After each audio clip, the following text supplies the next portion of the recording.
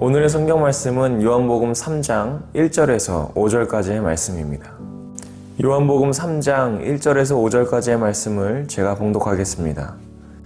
그런데 바리새인 중에 니고데모라 하는 사람이 있으니 유대인의 지도자라. 그가 밤에 예수께 와서 이르되 랍비여, 우리가 당신은 하나님께로부터 오신 선생인 줄 아나이다. 하나님이 함께 하시지 아니하시면 당신이 행하시는 이 표적을 아무도 할 수 없음이니이다. 예수께서 대답하여 이르시되 진실로 진실로 내게 이르노니 사람이 거듭나지 아니하면 하나님의 나라를 볼 수 없느니라. 니고데모가 이르되 사람이 늙으면 어떻게 날 수 있사옵나이까? 두 번째 모태에 들어갔다가 날 수 있사옵나이까? 예수께서 대답하시되 진실로 진실로 내게 이르노니 사람이 물과 성령으로 나지 아니하면 하나님의 나라에 들어갈 수 없느니라. 아멘. 오늘은 메시아닉 주 첫 번째 이야기로 하나님의 말씀을 전하도록 하겠습니다. 이 세상에서 기독교를 받아들이기 가장 힘든 민족은 어떤 민족일까요? 이슬람교? 아니면 힌두교? 아니면 식인종과 같은 그런 사람들일까요? 예상외로 전 세계에서 기독교를 받아들이기 가장 힘든 민족은 유대인들이에요. 더 정확하게 말하자면 유대교를 믿는 사람들이에요. 그렇다면 유대인과 이 유대교에는 어떤 차이가 있을까요? 먼저 유대인은 혈통적으로 아브라함, 이삭, 야곱의 후손으로 혈연관계 그리고 민족의 의미를 가지고 있어요. 그렇기 때문에 유대인이 만약 무신론자이거나 혹은 타종교를 가지고 있어도 민족적으로는 유대인이라는 거예요. 우리나라 사람들의 경우에도 기독교, 천주교, 불교, 유교 그 외에 다양한 종교를 가지고 있어도 우리가 모두 한민족이라는 사실은 변함이 없는 것과 같은 거예요. 현재 전 세계의 유대인은 약 1,500만 명 정도가 되는데 대부분 미국이나 이스라엘에 살고 있다고 해요.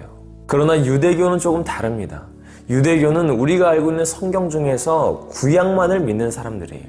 쉽게 말하면 하나님은 믿는데 예수님과 신약은 믿지 않는 거예요. 그렇기 때문에 유대인이라고 해서 모두 유대교를 믿는 것도 아니고 유대교를 믿는 모든 사람들이 다 유대인인 것도 아니에요.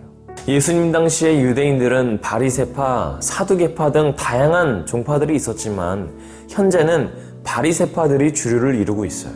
그런데 이렇게 유대인과 또 유대교 이 사이에서 메시아닉 주라는 사람들도 있어요. 이 메시아닉 주라는 사람들은 어떤 사람들일까요? 이 사람들은 예수님이 구원자라는 사실을 믿고 고백하며 또 구약과 신약을 모두 믿는 사람들을 말해요. 그러니까 오늘날 크리스천이라고 말할 수 있는 거예요. 그러나 아직 예수님을 믿는 유대인들은 전 세계 유대인의 인구의 2%밖에 되지 않는다고 합니다. 그리고 우리는 오늘과 다음 주에 걸쳐서 메시아닉 주 2명을 만나게 될 거예요. 한 명은 오늘 읽은 본문의 니고데모이고 또 다른 한 명은 마크 애들러 박사입니다. 오늘 만나는 니고데모가 어떤 사람인지에 대해서 간단하게 소개하자면 당시 유대교를 엄격하게 신봉하고 있던 바리새파의 사람이었어요. 그래서 니고데모는 하나님 나라의 백성이 되는 자격이 아브라함을 통해서 계승되는 자연적이고 육적인 출생에 있음을 강조했어요. 그리고 조상들의 율법에 정통한 유대인의 지도자, 즉 랍비라고 할 수 있었다는 거예요. 그러나 요한복음 2장 23절을 보면 6월절에 예수님께서 표적을 행하시는 것을 보고 이 니고데모가 그 예수님께 호기심을 가졌던 사람들 중에 한 명이 되었어요. 그래서 니고데모는 예수님과 대화를 시도했고 또 훗날에 예수님께서 돌아가셨을 때에 그 시체를 보존하기 위해서 모략과 침향 섞은 것을 100리터 하나 가지고 왔어요. 그래서 오늘은 바리새파였던 니고데모가 예수님께 대화를 요청한 것이 무엇을 의미하는지, 그리고 예수님을 통해서 깨닫게 된 하나님 나라의 백성이 되는 자격은 무엇인지에 대해서 오늘 3가지로 함께 나누도록 하겠습니다. 먼저 자신의 전통이 진리라는 편견을 허물어야 합니다. 니고데모는 바리새파의 사람이었고 그 중에서도 사람들로부터 인정받는 율법교사, 즉 랍비였습니다. 그는 이미 수많은 사람들로부터 존경을 받고 있었고 또 그가 어떻게 말하냐에 따라서 그를 따르는 사람들의 신앙생활이 완전히 달라질 수도 있는 그런 위치를 가진 사람이었어요. 그럼에도 그는 예수님께서 표적을 행하시는 것을 보고서는 다른 바리새인들과 같이 예수님을 죽이려고 한 것이 아니라 예수님께 특별한 능력이 있음을 짐작하고 저 예수님과 얘기해보고 싶다, 대화해보고 싶다 라고 해서 예수님을 찾아간 거예요. 그런데 니고데모가 예수님을 찾아간 때는 밤이었어요. 아니, 충분히 낮에 예수님을 만나러 갈 수도 있는데 왜 밤에 예수님을 만나러 갔을까요? 그 이유는 여러 가지로 추측할 수가 있어요. 당시 바리새인들로부터 시기와 질투 그리고 미움을 받고 있었던 예수님을 만나러 간다는 것은 그들의 무리에서 쫓겨날 수 있는 행위였어요. 그래서 니고데모는 일단 그것이 조금 두려워서 낮이 아닌 밤에 예수님을 찾아갔을 수도 있다는 거예요. 또 다른 이유로는 예수님께서 낮에는 말씀을 가르치시고 또 기적을 행하시고 병자를 고치시는 등 다양한 사역을 하셨기 때문에 바쁘셨을 거예요. 그리고 밤이 되어야 예수님과 친밀하게 대화할 수 있고 또 예수님과 오랫동안 대화할 수 있고 또 예수님과 독대할 수 있다고 생각했기 때문이에요. 그런데 그 이유가 어찌되었든 이러한 모습들은 니고데모의 신중함과 그리고 그의 마음이 이미 예수님께 사로잡혀 있었다는 것을 알 수 있어요. 또한 이런 모습을 통해서 그가 가지고 있었던 유대교만이 하나님 나라의 백성이 된다는 그 전통의 진리를 허물고자 노력했다는 것을 알 수 있어요. 두 번째로 표적 자체보다 하나님의 일하심을 신뢰해야 합니다. 니고데모는 예수님을 마주하고 대화를 시도할 때에 예수님을 향해서 랍비라고 불러요. 조금 전에도 말했듯이 이 랍비라는 단어는 아무에게나 주어지는 것은 아니에요. 랍비라는 서품을 받기 위해서는 수년간의 연구 과정을 거쳐야 하고 유대인의 모든 전승 자료들을 볼 줄 알아야 되고 최소 40세 이상이 되어야 합니다. 즉 유대인들로부터의 존경과 율법적인 지식이 높은 것으로 인정받은 사람만이 가질 수 있는 칭호라는 거예요. 그리고 그 사람을 향해서 랍비라고 부른다는 것은 당신이 어떻게 말하든 내가 당신의 말에 순종하겠습니다 라는 의미도 내포하고 있어요. 그런데 예수님과 같이 랍비가 되려고 공부하지 않았던 사람들은 율법학자들이 누리던 특권을 행사할 수는 없었어요. 그럼에도 니고데모가 예수님께 랍비여 라고 부를 때 그 누구에게도 예수님이 랍비라는 사실에 부정하지 않았던 것은 이미 제자들이나 대중들로부터 예수님은 랍비 혹은 그 이상으로 인정받고 계셨다는 사실을 의미합니다. 그 후에 니고데모는 하나님이 예수님 당신과 함께 하시지 않았으면 이런 표적들을 보일 수 없었을 거라고 말하면서 예수님이 하나님께로부터 오신 선생인 줄을 알고 있다고 말하고 있어요. 선생이라고는 말했지만 이미 니고데모는 예수님이 하나님께로부터 보내심을 받은 모세나 예레미야와 같은 선지자 중에 한 사람으로 이해하고 있었다는 거예요. 그리고 예수님이 그토록 자신들이 열심히 공부했던 성경에서 예언했고 또 자신들이 그토록 소망했던 메시아인지에 대한 의문이 생겼던 거예요. 니고데모가 예수님을 찾아간 가장 중요한 목적은 예수님께서 보여주신 표적 때문에 가지게 된 그 의문을 해결하고자 했던 거예요. 왜냐하면 표적을 행하신 그 예수님이 곧 하나님이자 하나님의 능력을 가졌다는 것은 인식하지 못하고 그 표적 자체에만 집중을 하고 있었기 때문이에요. 그래도 그랬기 때문에 예수님이 하나님께로부터 오신 분이라는 사실을 간접적으로나마 이해할 수 있었던 거예요. 우리도 때로는 하나님의 일하심이나 그 과정에 관심을 두지 않고 하나님께서 내게 당장 주어주실 그 긍정의 결과만을 기대할 때가 많이 있어요. 훗날 시간이 흐르네 보면 그때가 하나님의 은혜였구나. 그때가 하나님의 일하심이었구나. 그때가 하나님께서 주어주신 가장 좋은 결과였구나 라는 것을 깨닫게 돼요. 그러나 그 전까지는 내가 원하는 것을 당장 이루어주시지 않는 하나님을 원망하게 됩니다. 그러나 그 표적 자체에 집중하기 전에 하나님의 일하심에 더 포커스를 둔다면 때로는 이해되지 않았던 지금의 고난이나 어려움 같은 것들이 마음의 평안으로 풀어질 거예요. 그리고 세상이나 다른 것들로부터 나의 만족과 유익을 찾는 것이 아니라 오직 하나님만을 더욱 의지하게 될 것입니다. 마지막으로 물과 성령으로 거듭나야 합니다. 니고데모의 이러한 물음에 대해서 예수님께서 의외의 대답을 하세요. 사람이 거듭나지 아니하면 하나님의 나라를 볼 수 없다. 그런데 니고데모는 더 엉뚱한 대답을 합니다. 사람이 나이 들어서 어떻게 다시 태어날 수가 있습니까? 어머니의 뱃속으로 다시 들어가야 하는 겁니까? 당시 유대인들은 이방인들이 구원받기 위해서는 기도나 제사, 세례로서의 유대교로 개종해야만 가능하다고 생각했어요.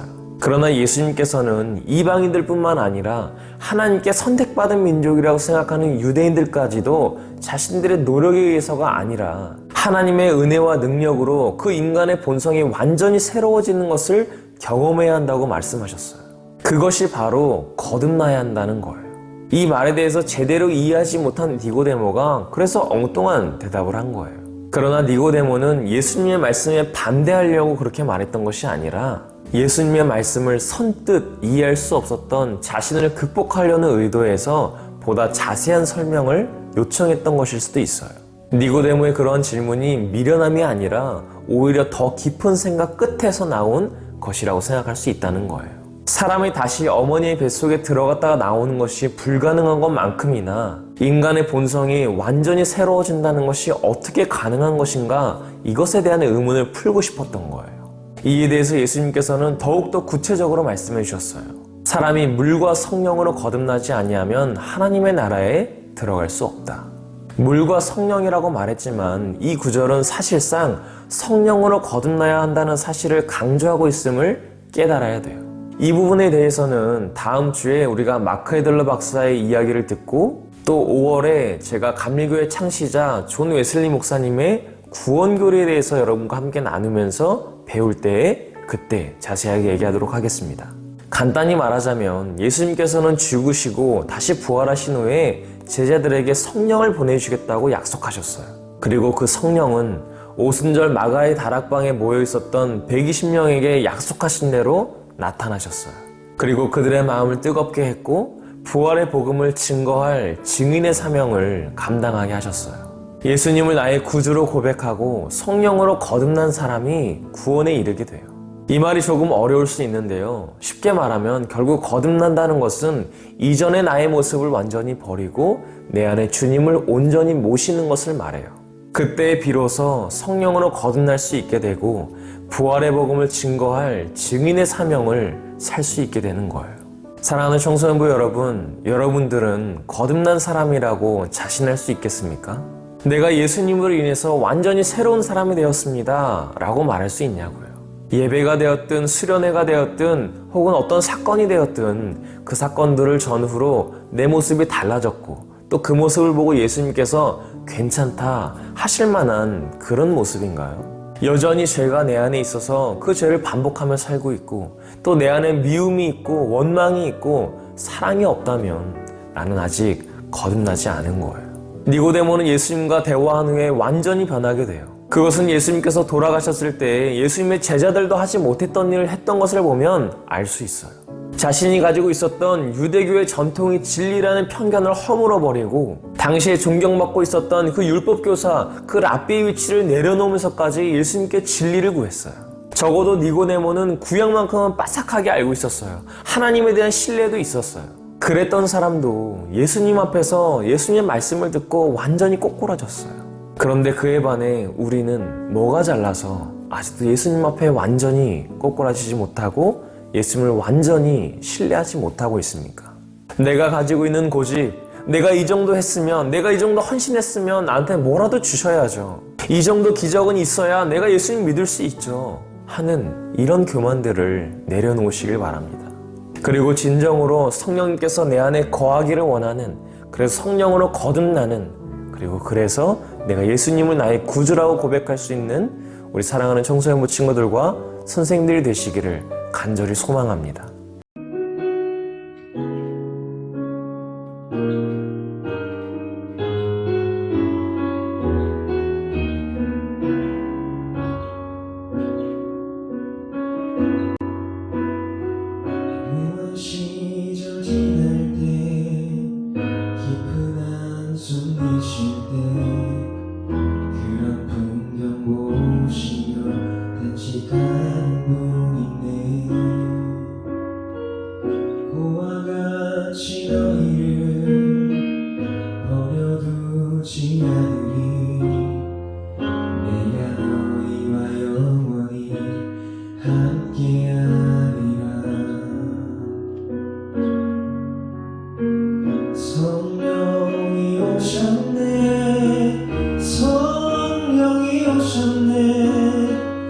내 주의 보내신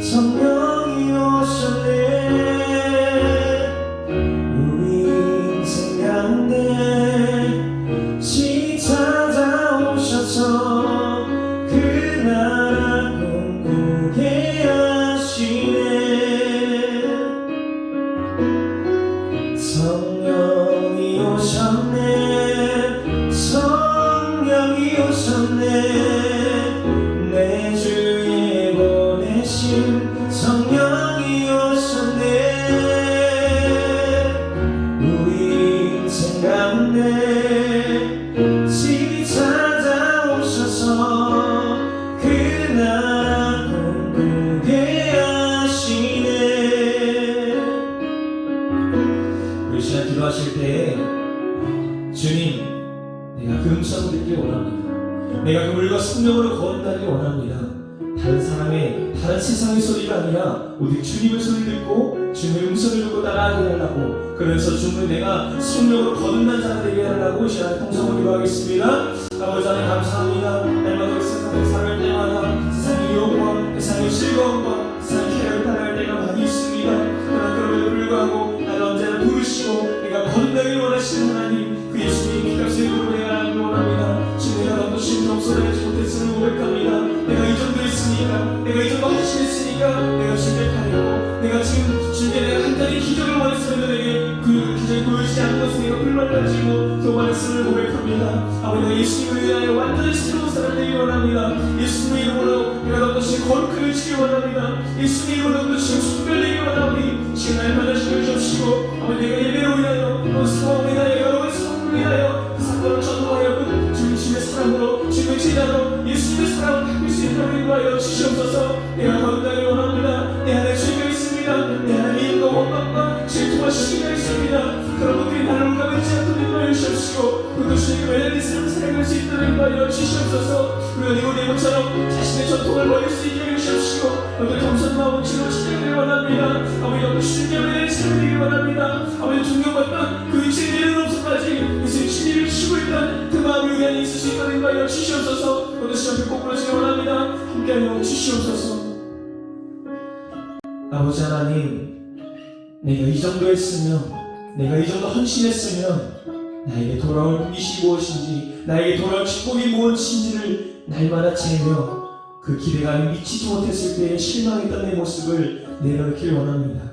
그것이 정말 거듭난 삶이 아니라 죄악된 삶이었음을 기억하게 하시고 이제부터 성령으로 거듭난 자가 되길 원합니다. 너도 그리하여 주님의 발자취를 따라가게 하시고 주님의 말씀을 들으며 그 말씀의 진리로 따지며 살아갈 수 있는 우리 사랑하는 청소년 친구들과 선생님 될 수 있도록 인도하여 주시옵소서. 이번 한 주도 말씀을 읽고 나아갑니다. 이 말씀을 우리 삶의 목적이 되게 하시고 말씀을 인하여 우리 삶이 만날 수 있는 귀한 계기가 될 수 있도록 인도하여 주시옵소서. 이 모든 말씀 예수님의 이름으로 간절히 기도합니다. 아멘.